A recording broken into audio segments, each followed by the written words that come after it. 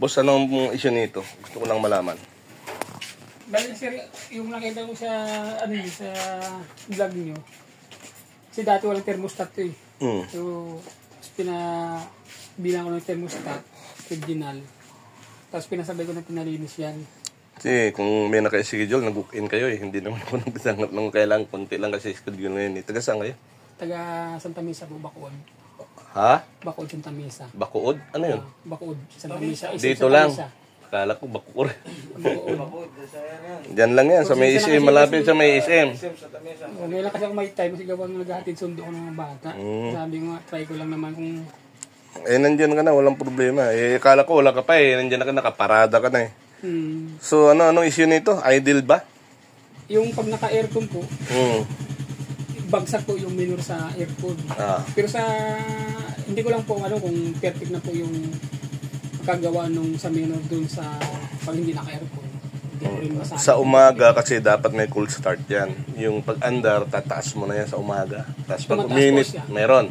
Pag umiinit, bababa. Mayroon. Bale, walang problema. Ang problema, pag naka-aircon, bumabagsak. Bagsak po. Paandarin mo nga. Yun yung ginawa nyo ba yan? Ginawa mo yan? Ano yan? Carburetor palit? Hindi. Pinalitan ng carburetor? Hindi. Water?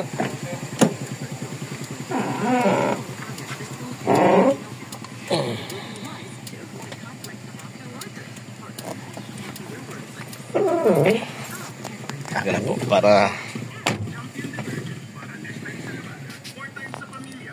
aircon natin ha. Ito ba gumagana pa to rito? Hindi na? Hindi na po gumagana mga yan. Yung thermostat niyan. May thermostat na panibago doon? Yung ano? Mechanical?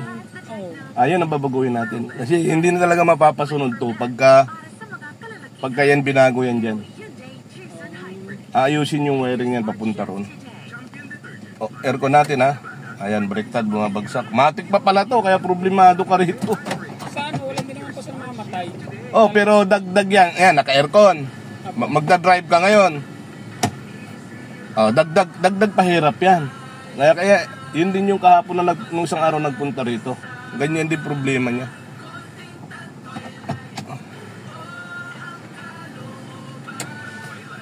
Sige, walang problema ito. Ayusin natin yung wiring niyan, tsaka titingnan ko yung minsan mataas siya, matagal bago bumaba. Gumagalaw-galaw siya ng dahan-dahan. Eh ano, pumipitik-pitik. Gusto nyo ba ipaayos yan? Problema na yan. May problema din yan eh, gumagalaw-galaw. Pag aragkada mo, wala bang kadyot? Walang kadyot. Pero may pitik lang siya na ganyan. So hindi yan ang issue natin, yung ano lang, yung gusto mo lang umangat. Ang idle niya pag nag-aircon. Titingnan natin kung makikita natin kung ano yung problema niya. Okay. Papalibago tayo ng video nito. Marami na rin ginagawa rito eh. Pagka ganyang marami ka nang ginagawang ganyan, halos maintindihan mo na lahat yan. So yung mga ganong problema, alam na namin yun. Ito matik pa pala. Kaya pag walang idle up, problemado ka talaga dyan. So magme-merienda mo, nagkakape muna kami ha. Para medyo mainit pa rin yan. Sige, patayin muna.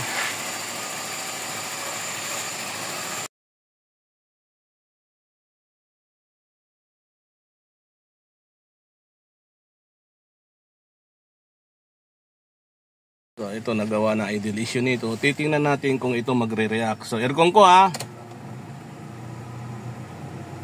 O ayan na. Diba narinig mo, tumaas na? O tingnan mo nandito ngayon, nasaan na? Tama yan, nasa 1 na. O, patayin ko ha. O. Aircon natin. Yun yung sinasabi kong dapat mabilis kasi may baba pa eh. Pero walang problema yun. Patay. Ito na yung after magawa. Da-drive natin ha. Titingnan natin kung bagsak na bagsak pa to. Hindi na masyado. Wala gaanong problema. Walang inig. Buti buhay pa mga support niya ito. Yung ano lang. Yung isa kasi kinailangan nung kasama ko yung support. Para tumaas, pero dapat palitan mo. Patay aircon. Aircon. Nagre-react naman. So, ayan. Inayos lang natin to dahil nga binago na. Thermostat type na mechanical ang nakalagay dyan.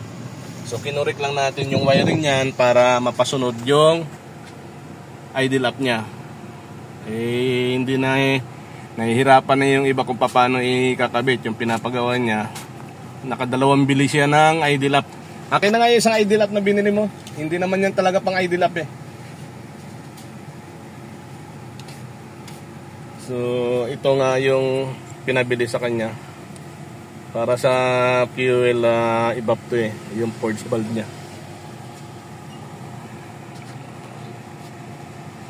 Okay na.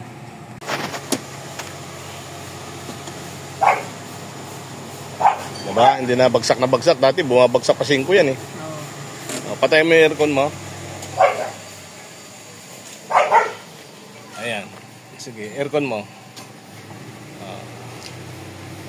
Ano ngayon ang masasabi mo dyan, sir? May iba nagbago ba? Nagbago po, gumana na yung Gumana na. Thank you. Ayos na. Hindi na yan. Yeah, pinoproblema niya dati eh. Pinoproblema talaga kasi bumabagsak talaga. Babagsak ang idol. So, si Bay ay taga Santa Misa. Santa Misa ano ba yan? Bacood. Bacood? Santa Misa, Bacood. Thank you, Bay, sa pagdalaw ha. Ayos ko na lang yan dyan.